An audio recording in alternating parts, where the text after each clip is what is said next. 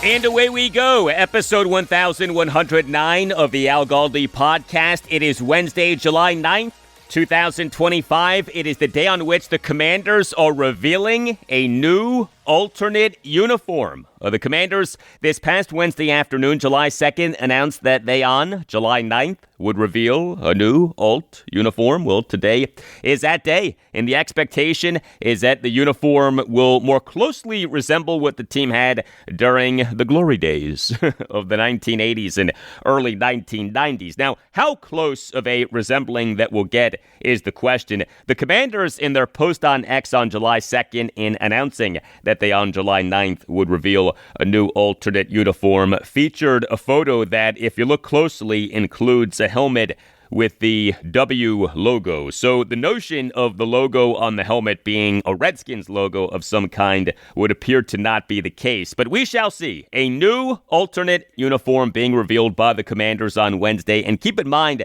that there is a belief that this new alt uni could be the team's number one uniform beginning with the 2026 season. So this reveal on Wednesday, a significant reveal on several fronts. Hello and welcome to this Wednesday installment of the Al Galdi podcast. Next segment, a conversation with a good friend of this podcast, Commanders analyst and former Skins tight end Logan Paulsen, who's going to give us high-level insight on the work of Commanders offensive coordinator Kliff Kingsbury this past season and more, including what was most impressive about what Kingsbury did in the 2024 season, what to make of Kingsbury's extreme no-huddle usage, how the work of Kingsbury in the 2024 season compares with the work of Kyle Shanahan as Skins offensive coordinator in the 2012 season, insight on Kingsbury's running game scheme, why assistant quarterbacks coach David Blough is viewed so favorably, whether Blough could succeed Kingsbury as Commanders offensive coordinator, and the extent to which the Commanders' John Bates has emerged as an elite blocking tight end. High football IQ conversation with Logan Paulsen on the Commanders' next segment. Also on the show, I'll talk Nationals and Orioles. A new era for the Nats has begun. Interim general manager Mike DeBartolo did a session with reporters on Tuesday afternoon and was very impressive. I love what he had to say. I'll play for you the best of what he said and react to it. Nats interim manager Miguel Cairo, he during his pregame session with reporters on Tuesday afternoon got emotional. There was a lot to take in with what was said on Tuesday afternoon. The Nats on Tuesday night did lose a 4-2 loss at the St. Louis Cardinals in a game for which the start was delayed for 2 hours and 19 minutes due to rain. The O's, they on Tuesday night suffered a 7-6 10-inning loss to the New York Mets at Oriole Park at Camden Yards in a game in which the O's blew a 6-2 8th-inning lead, one of the Orioles' worst losses this season. The start of that game was delayed for 46 minutes due to rain.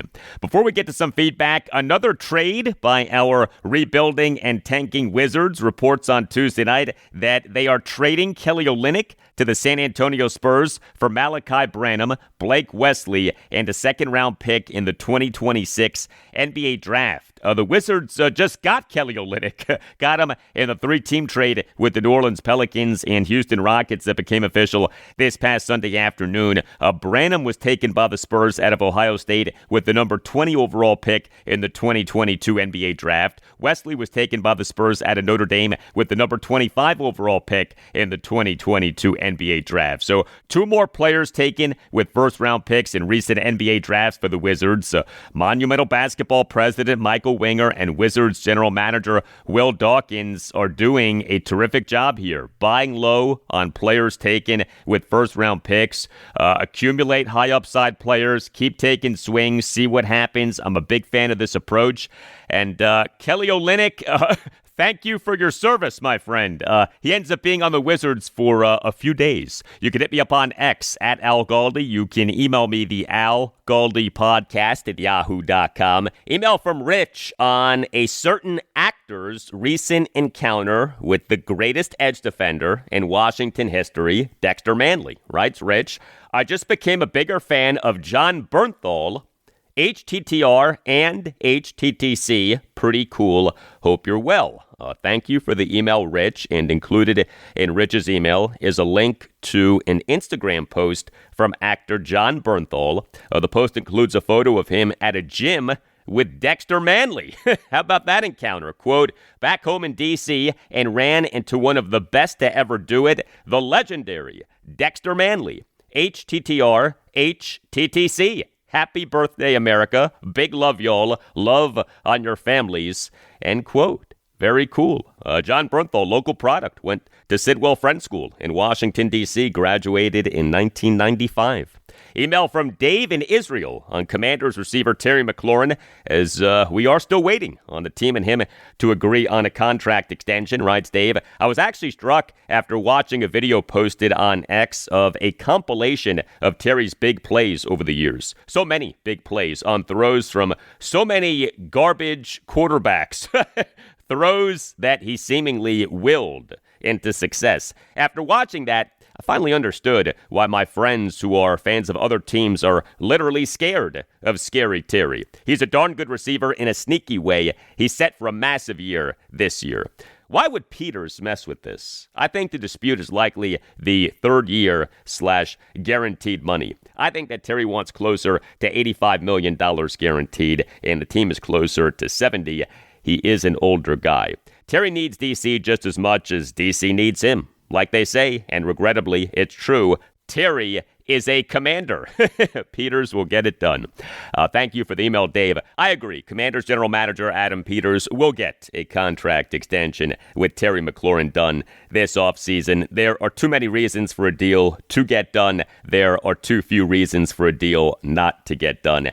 And when it comes to McLaurin on contested catches, he really is a master of the contested catch. He, for years, has rated so well regarding contested catches for Pro Football Focus. And consider this, McLaurin for the 2024 regular season per PFF had 24 contested catches, the fourth most contested catches by an NFL receiver in a regular season over the last 6 regular seasons, and McLaurin for the 2024 regular season had a contested catch rate of 70.6%, the best contested catch rate for an NFL receiver in a regular season with at least 20 contested targets over the last 6 regular seasons. Terry McLaurin is a top 10, top 15 receiver in the NFL. He has been productive. He has been durable. He has been a model citizen. Yes, he's entering his age 30 season. Okay, but plenty of receivers have been productive into their 30s. I do believe a proper contract extension can and will get done this offseason.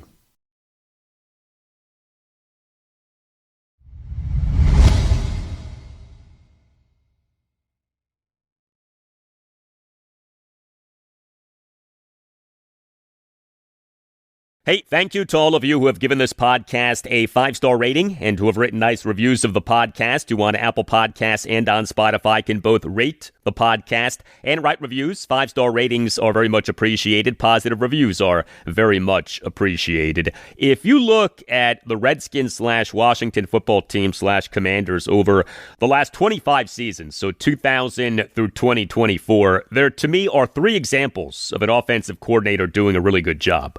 Kyle Shanahan for the 2012 Skins, Sean McVay for the 2015 and 2016 Skins, and Kliff Kingsbury for the 2024 Commanders. Those 4 offenses are easily Washington's best 4 offenses over the last 25 seasons. And so I thought that it'd be worthwhile exploring the work that Kingsbury did this past season and how his offense can perhaps be even better. I'm very pleased to welcome back to the Al Galdi podcast, Commanders analyst and former Skins tight end Logan Paulsen. Logan was signed by the Skins as an undrafted free agent out of UCLA in April 2010. He was with the Skins for the 2010 through 2015 seasons. He then played for the Chicago Bears in the 2016 season, the San Francisco 49ers in the 2017 season, and the Atlanta Falcons in the 2018 season, during which the Falcons head coach was current Commanders head coach Dan Quinn.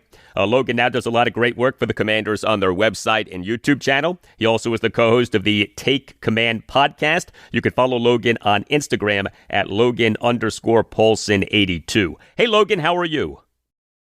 I'm excellent, man. Thanks for having me on. Yeah, always good to have you on. What most impressed you about what Kliff Kingsbury did this past season? Yeah, I mean, I think the thing that's probably most impressive about Kliff is his ability to understand what Jaden Daniels likes and what works for the offense. And I think that's something that's often so underrated in terms of offensive play calling success. You know, everyone likes to get on there, and I like to do it too, and kind of break down, oh, look at the spacing, look at the split, look at this crease they're able to create because of alignment and formation. And Kliff does that, but I also think he really had a good feel for, like, this is what Jaden likes, this is what Jaden feels comfortable with, and it allowed Jaden to elevate each and every week. And again, he didn't just kind of stay with the status quo. He found ways to kind of put window dressing on it and spice it up, make it a little bit more exotic. But I think that's the thing to me that I came away with most impressed with, is just his ability to say, this is who we are. This is how we kind of disguise that each and every week. And this is the thing that I'm going to do to maximize my young quarterback. And again, it's so easy to kind of try to show the world what you know every single week, but I think he did a great job of kind of distilling that down, being selective, and maximizing his decisions as an offensive coordinator. What you just described seems like such a simple, obvious thing to do. Like, you have your system, but you modify your system to what your quarterback does best. Why don't more offensive coordinators do that? Yeah, I think it's tough. I think when you look at just as a good case study, a good point of comparison is look at the Chicago Bears this year and what they did with Caleb Williams. And when we watched that game, when I was getting ready to for that game earlier in the season and watching that game live, one of the things that stuck out to me is they just put a lot on him. Like, they were trying to. It felt to me like they were trying to show how smart they are. And I do think there is this tendency when you're calling stuff to be like, hey, I'm just going to be smart. And it at the detriment of the players sometimes. And so I think it takes a lot of humility to do that. And I think it's one of the things where it's like, because you're always trying to show, hey, I'm the next Ben Johnson, I'm the next Kyle Shanahan, I'm the next Sean McVay. Those guys are boy geniuses, and look at how diverse and well coached their offenses are. But really, it's about getting the most out of the players, and it's players first. And I think that's something that people often forget about. There's a little bit of ego that gets involved. They say, I got to show how smart I am. And I think it's that kind of ego element that forces people from that kind of separates people from maximizing the players on the field. And I think Kliff just did a great job of doing that week in and week out. I wonder if what you're talking about is a function of Kliff Kingsbury having already been an NFL head coach. So he's not trying to impress the world. Hey, I can be an NFL head coach. He has been an NFL head coach, isn't necessarily in a rush to be an NFL head coach again. So he doesn't feel this need to show everyone how smart he is.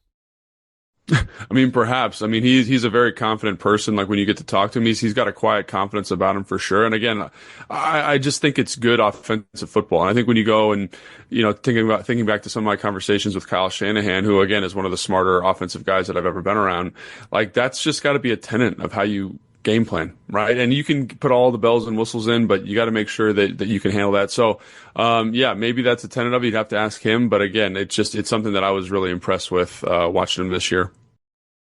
The Commanders in the 2024 regular season went no-huddle on an NFL high 62.2% of their offensive plays per FTNFantasy.com. The second highest rate was the Chicago Bears' 25.5. How about that gap between the Commanders at 1 and the Bears at 2? 62.2 versus a 25.5. Kliff Kingsbury, over his 4 seasons as Arizona Cardinals head coach, 2019 through 2022, went no-huddle a ton. That he had the Commanders this past season go no-huddle a lot certainly wasn't shocking. Where are you on the no-huddle usage? Yeah, I mean, I think early on in the season, there was this kind of, it just seemed a little bit loose, you know, like, oh, we're having a hard time with personnel. We're having a hard time getting things communicated. But I think that's something that they wanted to emphasize, and they emphasized it over the course of the year, and they got better and better each and every week. And I think you saw how effective that was in the playoff push and in their late season winning streak there. It does provide a ton of really simple advantages if you kind of are burnt, if you've kind of grown up in the darkness, so to speak, of not huddling. And I think that's something that when you look at it, you say, man, like, this is a little bit messy, this is a little bit clunky early on, but then we kind of figure it out. And the advantages and the stress that it places on the defense, I think are hard to overstate. And it's such a simple thing, right? It's just, hey, we're not going to huddle up. We're not going to kind of have a definitive substitution moment. And you see the stress that it places on defenses. You studied and observed closely the work of Kliff Kingsbury this past season, and you were a player for Washington the last time that the team had a high-level offense with a rookie quarterback, the 2012 season. I wanted to ask you, not about the QB1s from these two seasons, Jaden Daniels and Robert Griffin III, that conversation has been had, but about the offensive coordinators from these two seasons, Kliff Kingsbury and Kyle Shanahan. Kyle in 2012 versus Kliff in 2024, the work that each guy did, the offense that each guy ran. How would you compare what each guy did and how each guy did what he did?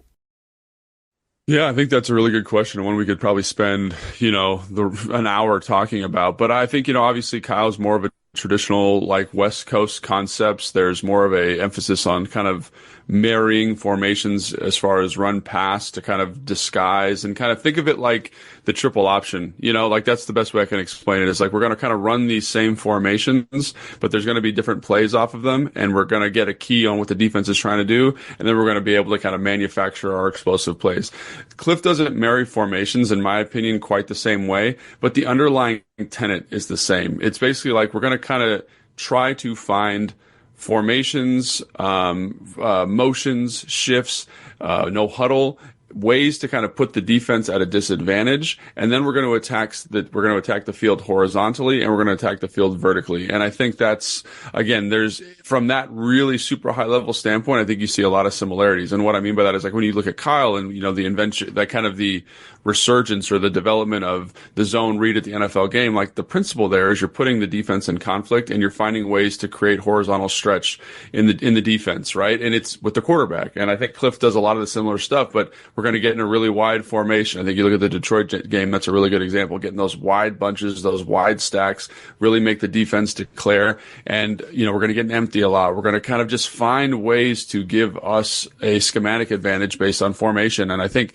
from that standpoint, kind of finding that wrinkle to give you that edge, I think there's a lot of similarities. Now, they get to it in a different way, but I think that that's the fun part about NFL offenses, is that, like, there's no right way to skin a cat, right? There's all these varied ways to get there. And over the last probably 10 years, the way Kyle's done it's been the more kind of tried and true way. I think you look at the offense in Minnesota, look at the offense in LA, right? There's a lot of that kind of, run the ball, West Coast, play action stuff going on here. Even Detroit does that a little bit, but I love that we got to something that does similar things, but does it with a little bit different window dressing. And I think that's where Kliff gets a ton of credit is taking stuff from that offense, taking stuff from the air raid, kind of mixing it all up, and you get this offense executed by Jaden Daniels that is extremely effective and really kind of, again, abides by similar principles, just different ways to get there. It's not an easy comp. The Skins' 2012 offense was not entirely Kyle Shanahan's. He had his dad, Mike, as the executive vice president / head coach. The Commanders' 2024 offense, for all intents and purposes, did belong to Kliff Kingsbury. Does one guy's work strike you as more impressive than the others? Kyle in 2012 versus Kliff in 2024?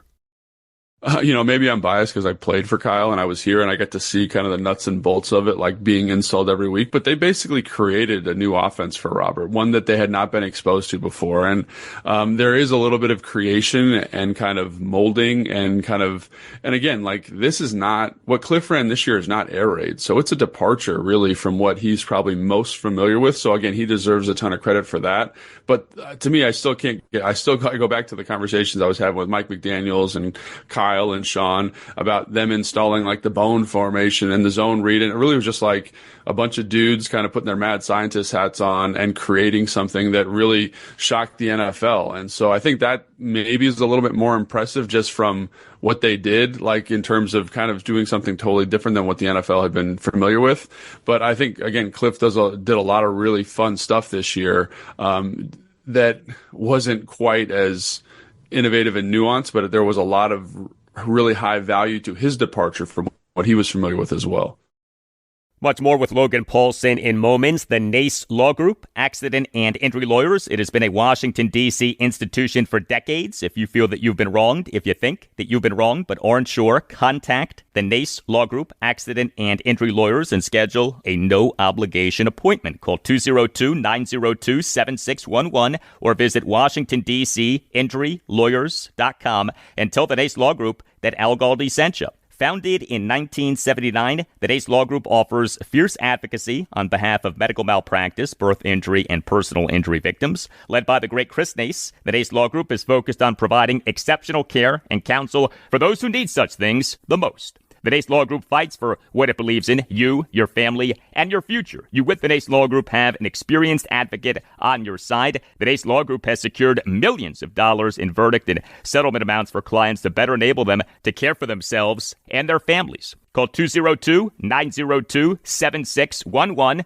or visit Washington, D.C. injurylawyers.com and tell the Nace Law Group that Al Galdi sent you. That's 202-902-7611 or Washington, D.C. injurylawyers.com, and make sure that you mention that Al Galdi sent you. The Nace Law Group, accident and injury lawyers. We're talking Commanders with Commanders analyst and former Skins tight end Logan Paulsen. The Commanders have Anthony Lynn as their run game coordinator / running backs coach. He was the San Francisco 49ers assistant head coach / running backs coach February 2022 to February 2024. So he worked under Niners head coach Kyle Shanahan.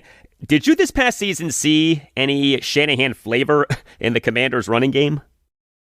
Well, I think the problem that you run into is like the formations that you're getting into. It's hard to, like Kyle wants, we're going to get multiple tight ends on the field. We're going to get into tight formations, and that lets you do a lot of really fun stuff in the run game. And then you kind of build off of that. I felt like this was maybe, and then you'd have to talk to somebody. This was kind of flipped. It was like, these are the passing formations we like, and now we're going to build in the running attack. And the running attack, as a result, when you're in the gun, when you're in spread, the types of runs that are effective in those situations are just a little bit different than what you'd get in like an under center pistol kind of offense. So I think there were some carryover. I think when you like John Bates is on the field and Zach Ertz or Ben Sinnott, there are some similarities. Like I remember I was watching some stuff earlier in the year where I'm like, that's a San Francisco run. And again, they don't run them all the time. It's not a huge part of their DNA, but I think the way they construct the offense going from pass formation to run formation, seemingly, again, I haven't talked to him about that. That's just my observation, is kind of the reverse of what Kyle does, where it's like the run game first, and then we build in the play action, then we build in our shot plays off of that. Would more of that be good for the Commanders' rushing offense, which in terms of running backs did struggle as last season went on? Obviously I'm biased because I grew up in that Kyle Shanahan offense. So I'm always, like the offense I installed and ran at the high school level looks a lot like that because I believe in it. I understand the tenets of it. I don't think there's a right way to do it. I think one of the things you got to think about is like what was best for the young quarterback and what was best for the team. And so when you're in the gun, you get to more quarterback run stuff. You get to more zone read. You get to more GT. You get to more, guard tackle pull. We're getting to some bash stuff where we can pull and kind of get the quarterback to the perimeter if we have to. So I think this really, again, I think this was the right way for this team because of the personnel that they had. And again, when you're running a lot of quarterback run stuff, and I think back to Alfred Morris and Robert Griffin III, there is an opportunity to run into bad looks. And when you think about how defenses have evolved and they're so much better prepared for those runs, like it's going to be hard for Brian Robinson and some of these backs to be super effective. I would probably lean into some more tighter formation stuff. But that's me. That's my background, right? So, but for this, it's hard to argue, right? You get a quarterback who's rushing for almost 900 yards. He's done a great job throwing the football. You find a way to kind of integrate the passing game with the running game. And what I mean by that is like the quick game stuff that they did this year is to me kind of an analogous for that. And that's something, again, if you talk about innovative stuff, just finding ways to make sure that's on the table each and every week for Jaden Daniels. I think that's something that's a big deal and maybe overlooked in terms of something that kind of offset rushing efficiency. But I think it was the right thing for this group, right thing for this quarterback. And I think the win-loss record is kind of indicative of that. The Commanders this offseason have made it so that assistant quarterbacks coach David Blough remained with the team. With this past February 2nd, had reports that Blough was staying with the Commanders, at least in part because they had prevented him from interviewing with other NFL teams. Last season was his first season as a coach, and yet he already is viewed as a rising offensive mind. What can you tell us about why Blough is viewed so favorably? One thing about this organization that I have a lot of respect for is they're able to kind of play things close to the vest. And and just from like 1,000-foot view, all this stuff comes out about him and his ability to kind of get plays in on the week. I think there was one of the touchdowns versus Philadelphia was something that he installed and that he had prepared and he had like kind of researched via film and gotten it in. And when you hear stories like that, knowing how hard it is to get stuff in, his process just generally must be outstanding. He must be really prepping. He must be studying. He must have a very good kind of communication style. Because I wish I could convey appropriately how hard that is. Like the offensive coordinator has a very strict vision. I think Kliff has a very strict, clear vision of what he wants this offense to be. And so to get something added on, you need to kind of present it in a very favorable way. And if you don't have those presentation skills, if you don't have the research skills, if you don't have the football acumen, it's going to be hard to get that stuff in. So when you hear stories about, this is David Blough's play, and that's a consistent theme throughout the year, obviously he's got some natural ability that lets him do that. And so I think that's where I'm kind of like, he does seem to have that it factor. You don't go straight from playing to coaching unless you've got kind of that psychotic coaching bug in you, and he seems to have it. The notion of David Blough succeeding Kliff Kingsbury as Commanders' offensive coordinator if Kingsbury leaves for a head coaching job after this coming season, how realistic is that? A guy just 2 seasons into his coaching career being an NFL offensive coordinator. I mean, shoot, I worked with Sean McVay, and he was, 27? Like basically when he got into coaching, he was like just under 30 or right at 30 when he took the head coach, or when he became the offensive coordinator here. So to me, youth is not necessarily a deterrent for me if the talent is there. And so if he's hyper talented, if he's hyper focused, if he's locked in, if this is what he wants.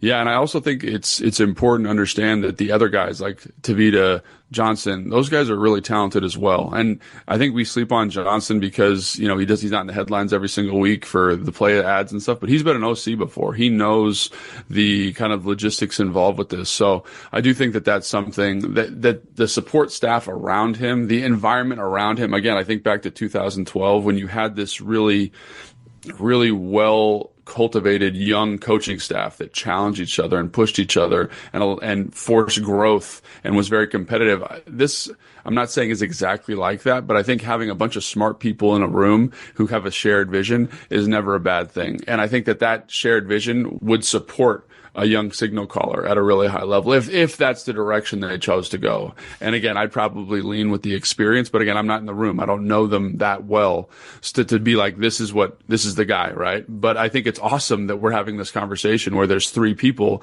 that could potentially be offensive coordinators if Kliff were to depart. Like that's the way to construct a staff. That was something that the last regime here didn't really have the foresight to do. Is we need to make sure that coaches are developing. There's a young influx of talent. And so I think that's the thing that I take away from this is if David Blough was ready to go, yeah, I wouldn't have any problem with that. But I do think that there's a lot of really high level coaches in the building, and that's the thing that's exciting to me.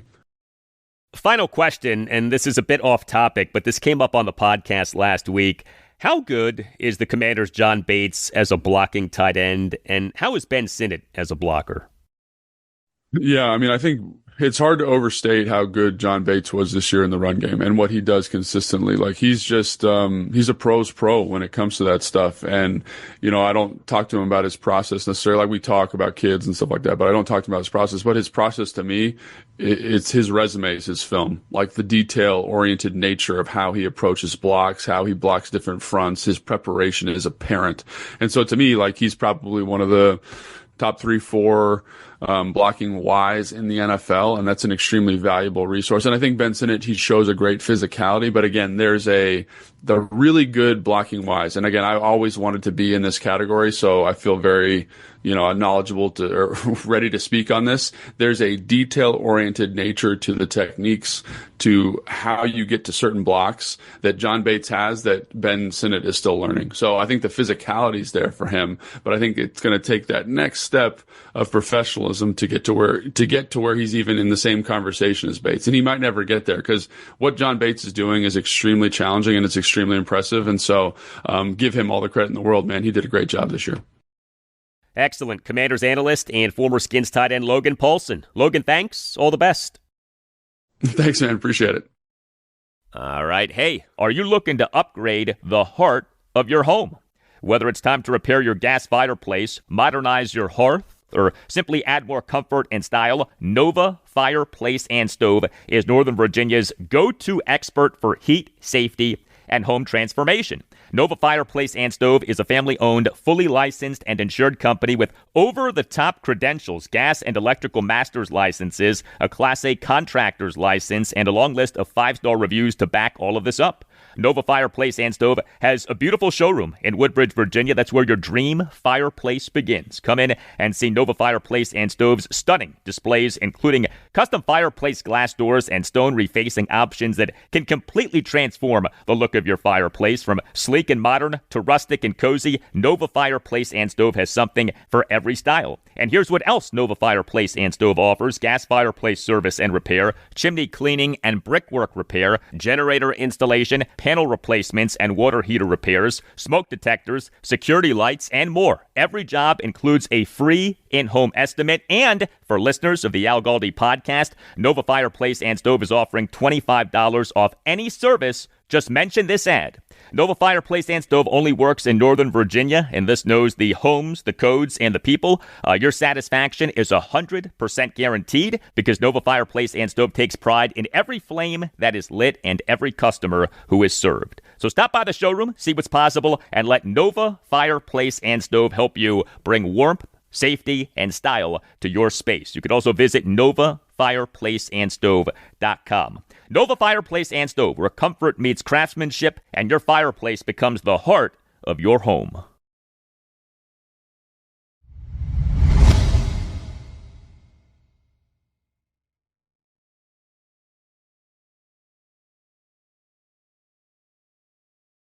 I have major questions about Nationals ownership, the Lerner family, and that ownership, of course, remains in place, but that the Lerner ownership group is a problem never absolved Mike Rizzo and Davey Martinez of their culpability in the Nats rebuild not going well.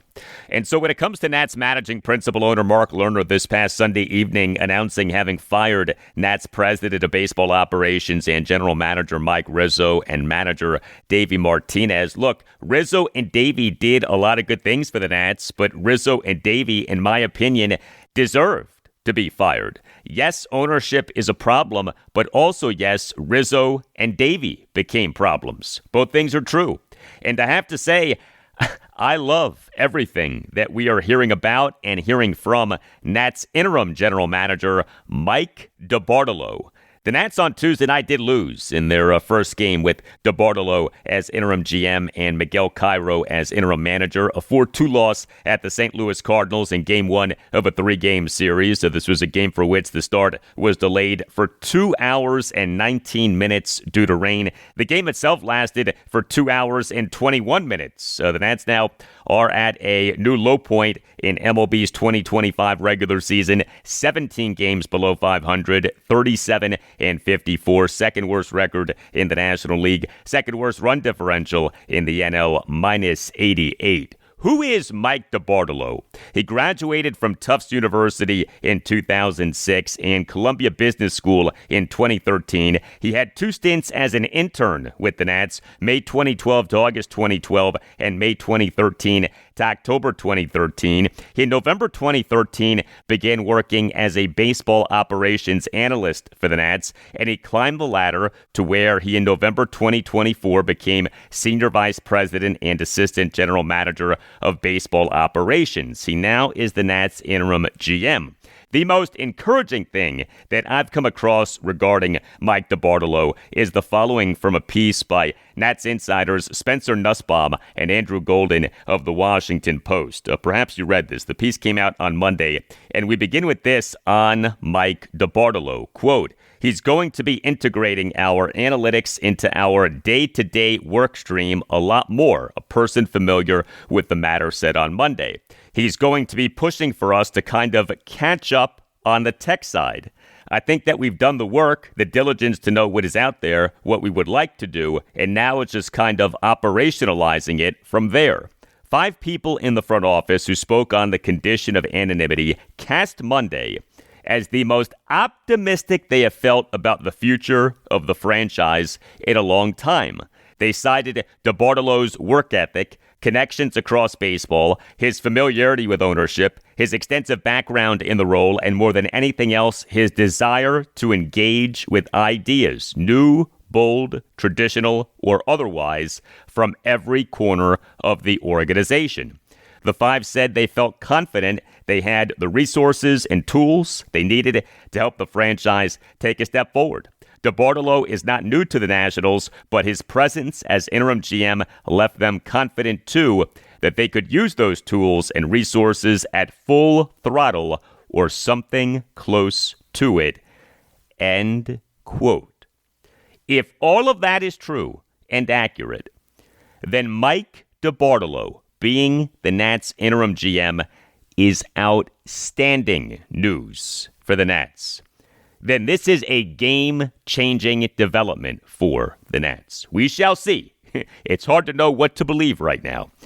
What I do know is this. What the Nats need is a head of baseball operations who goes all in on modernizing the team's baseball ops in terms of analytics and sports science, including beefing up staffing and spending on the necessary tools. If Mike DeBartolo is doing that and is getting the financial backing from the Lerner ownership group to do that, then that is huge for the Nats. I cannot overstate how significant that is for the Nats if this is, in fact, the case. Again, we shall see. Mike DeBartolo spoke with reporters on Tuesday afternoon. He thanked Mike Rizzo and Davey Martinez, said that fans have a right to be frustrated, and then very much said that change is coming for the Nats. Take a listen to DeBartolo's opening statement. I want to recognize Mike and Davey for all the significant contributions they've made to the Nationals over the last many years. To win a World Series and to bring that joy and happiness to the Nationals community, the DC community, the organization is an incredible accomplishment, and they've devoted many years of their lives to the Nationals. And I learned a lot from working with Mike and Davey, and I'm appreciative of Riz for the opportunities. I want to thank the Lerner, Cohen, and Tannenbaum families for their confidence in me. I've known and worked with Mark Lerner for 14 years, and I'm excited to build on that relationship. Look, the fans are right to be frustrated. We're all frustrated. We have a lot of interesting, exciting young pieces to build on. We have a lot more we need to build. Simply stepping up our game is not enough. We need real change. I'm excited to bring a fresh approach, a fresh voice to this role, and integrate more data, more technology, more innovation into our decision-making across the organization at all levels, and hopefully improve the performance of our players as well. We've got the draft starting on Sunday, the trading deadline at the end of the month.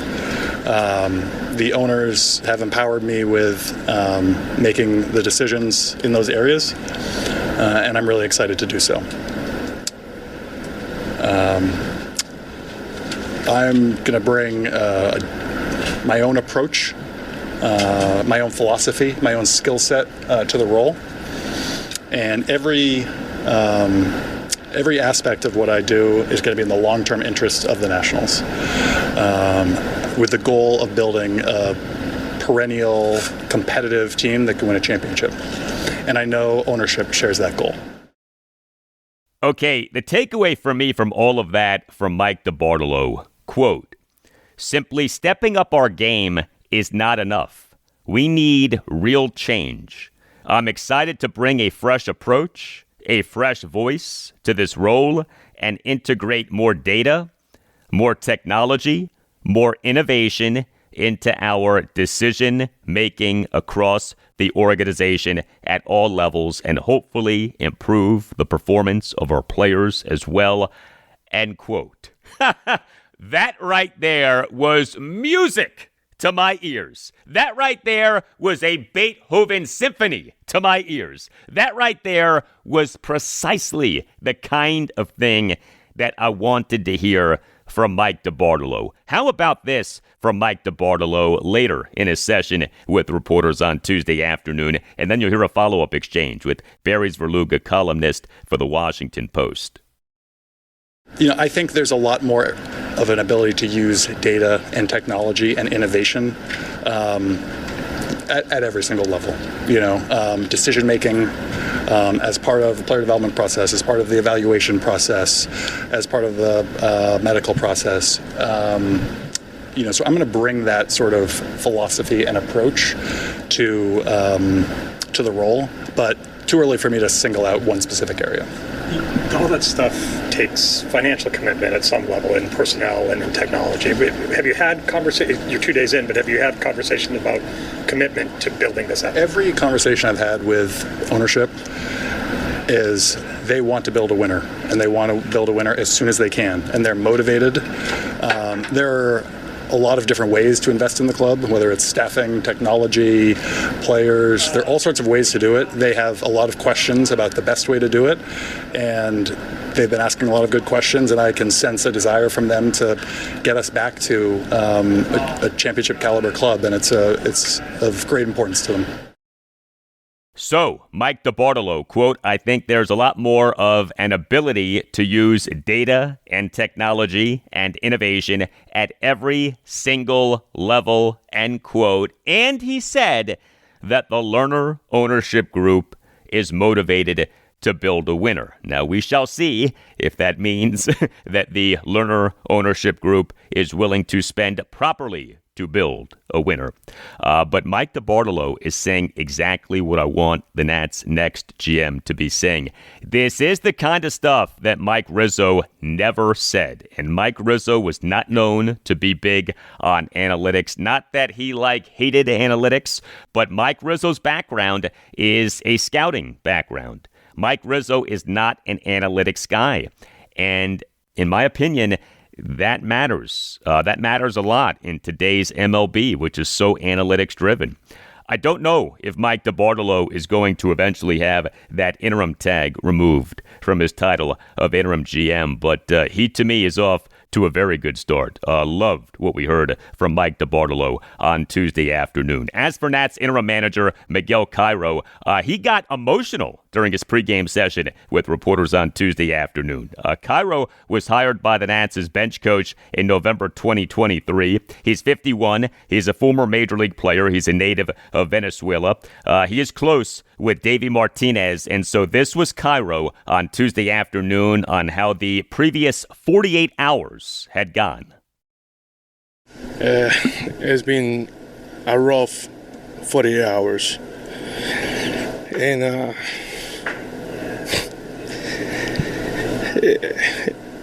it's been hard. And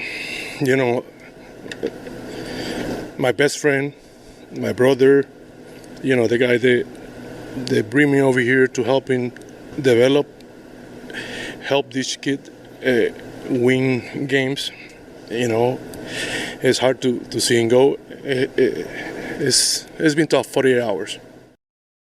All right, Miguel Cairo showing love for his fired friend Davey Martinez. Cairo was the Chicago White Sox's interim manager for the team's final 34 games of the 2022 regular season, went 18-16. As for the Nats' 4-2 loss at the Cardinals on Tuesday night, another lackluster game for the Nats offensively. 2 runs, 8 hits, which were 2 doubles and 6 singles, 3 walks, 2 for 8 with runners in scoring position. Cardinals starting pitcher Sonny Gray, he allowed 2 runs in 5 innings with 6 strikeouts versus 1 walk. James Wood, he is the Nats starting left fielder and number 2 batter, 1 for 4 with an RBI single and 3 strikeouts. He had a home run robbery defensively. Wood in the bottom of the 7th robbed Mason Wynn of a home run on a 2-out flyout, and Wood who's rather tall, listed as being 6'7", made this home run robbery really without leaving his feet. This was about as nonchalant of a home run robbery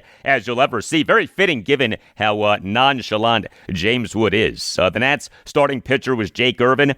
He was pitching on just 4 days rest. He was not good. He allowed 4 runs in 6 innings. He gave up 6 hits, which were 2 home runs, 2 doubles, and 2 singles. He issued 4 walks. He recorded just 3 strikeouts. He threw 98 pitches, 59 strikes, 39 balls. So Irvin did not have a single clean inning. He now, for this regular season, 19 starts, ERA of 4.78, whip 1.31. The Nats bullpen was good. 2 Nats relievers combined for 2 scoreless innings. Andrew Chafin tossed a perfect bottom of the 7th, and Mason Thompson tossed a scoreless bottom of the 8th.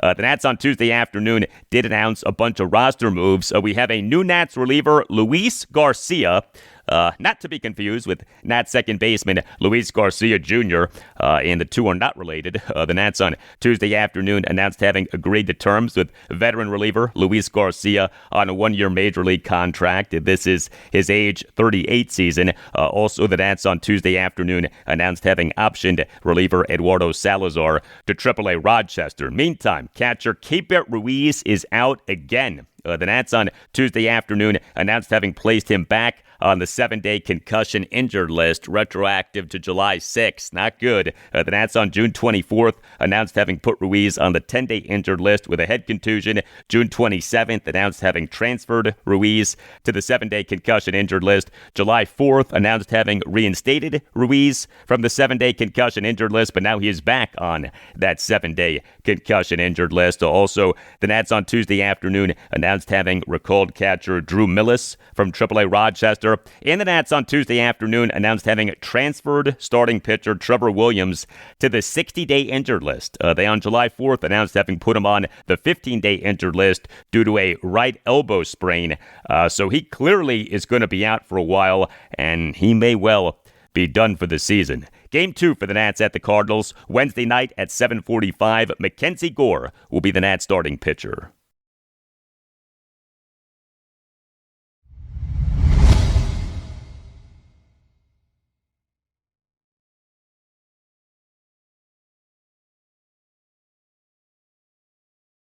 Well, a disappointing loss for the Orioles on Tuesday night, a 7-6, 10-inning loss to the New York Mets at Oriole Park at Camden Yards in Game 1 of a 3-game series. The start of the game was delayed for 46 minutes due to rain, and the O's in this game blew a 6-2, 8-inning lead. Reminiscent of the Orioles' 12-8 loss at the Tampa Bay Rays on June 18th in a game in which the O's blew an 8-0 third-inning lead. Now, this loss on Tuesday night was not as bad as that loss at the Rays, but this loss on Tuesday night was not good.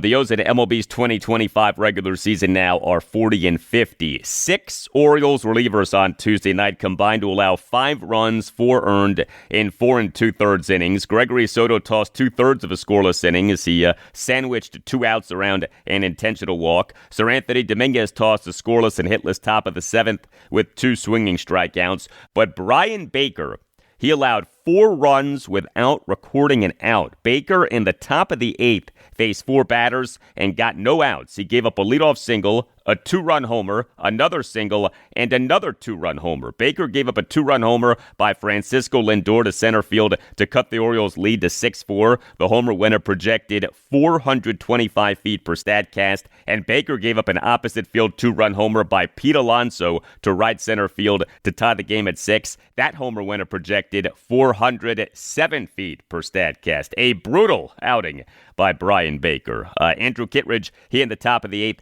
faced 3 batters and got 3 outs. Felix Bautista tossed a scoreless and hitless top of the 9th with 3 swinging strikeouts to preserve a 6-all tie. And Yadier Cano allowed 1 run unearned in 1 inning. Cano at the top of the 10th gave up a leadoff first pitch RBI single by Juan Soto up the middle for a 7-6 Mets lead, but only allowed that run despite then giving up another single and issuing a 1-out intentional walk. I do want to note this about Felix Bautista. He now for this regular season has an ERA ERA at 2.48 and a strikeouts per 9 innings of 13.22.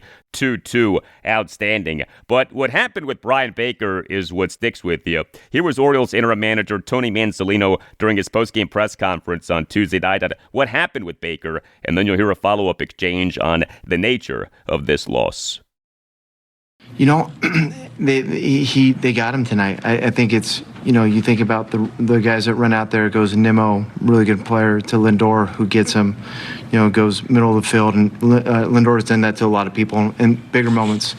Then Soto kind of flips one in softly, and then boom, Pete Alonso hits a slider that's down and away and hits it over the fence. So those are really good hitters. They've done that to a lot of people over the years, and unfortunately it wasn't Bakes tonight. I realize every loss counts the same in the standings, but when it happens in this fashion, losing a 4-run lead, is that a little harder to stomach? Yeah. I mean, it stings. There's no doubt. It feels the same way as the one we lost in Tampa. The 8-run thing is the same feeling. It doesn't feel good. I think you constantly go back to your preparation, your process. Did we do everything right? Did we get the guys in the right spots? I feel like we did. It just wasn't our night. No, it was not. The Orioles starting pitcher in this 7-6-10 inning loss to the Mets on Tuesday night was rookie Brandon Young. He had the best of his 5 Major League regular season starts so far. Young allowed 2 runs in 5 1/3 innings with 6 strikeouts versus no walks. He gave up 5 hits, which were a home run, 2 doubles, and 2 singles. He threw 66 pitches, 47 strikes versus just 19 balls. And he, in the top of the 5th, threw an immaculate inning. 3 strikeouts on the minimum 9 pitches. First immaculate inning by an Orioles pitcher in a regular season game since Kevin Gausman's on April 23rd, 2018. Young tossed 5 scoreless innings, did then allow 2 runs in the top of the 6th. Tony Manzolino during his postgame presser on Tuesday night on Brandon Young. Man, the fastball jumping out of his hands, A, and B, I think the split was good. I mean, he threw some good ones, and then in the 6, I think that was the first time he's had 6 ups this year. I think his most was 5, and I think right around 70 pitches. So he was cruising right there for the 5th. We had, different contingencies kind of set up before the game. If we needed somebody in the 4th inning, the 5th inning, the way that's going, you got really comfortable having him out there. And credit to their guys. They walked out there and they did some damage right away on him. It happened fast, kind of the same way the 8th inning happened. And, when you're dealing with a, lineup kind of like the Mets, that's kind of what happens right there. There's some good players over there. All right. The Orioles' offense in this 7-6-10 inning loss to the Mets on Tuesday night was good. The O's scored 6 runs and totaled 9 hits, which were a home run, a double, and 7 singles. So the O's worked just 2 walks, but the O's went 4 for 10 with runners in scoring position. The O's got to Mets starting pitcher Clay Holmes, who allowed 5 runs in 5 innings. Jackson Holliday, he is the Orioles' starting second baseman and number 1 batter, went 2 for 4 with a solo homer, an RBI single, and a hit by pitch. Holliday for this regular season is number 3 among all qualified Orioles players at OPS, 738, and is number 2 on the O's at homers, 12. The O's lone all-star for this season, Ryan O'Hearn, he is the Orioles starting first baseman and number 4 batter, went 1 for 4 with a 2-run double and a walk. O'Hearn for this regular season is number 1 among all qualified Orioles players at OPS, 840. And Ramon Laureano, he is the Orioles starting right fielder and number 5 batter, went 1 for 4 with a 2-run single, though he did get picked off at third base for the final out in the Orioles' 4-run 6. But Laureano continues to produce. He, for this regular season, 218 plate appearances, OPS of 844. Game 2 for the O's against the Mets at Oriole Park at Camden Yards. Wednesday night at 7:05, Tomoyuki Sagano will be the Orioles starting pitcher.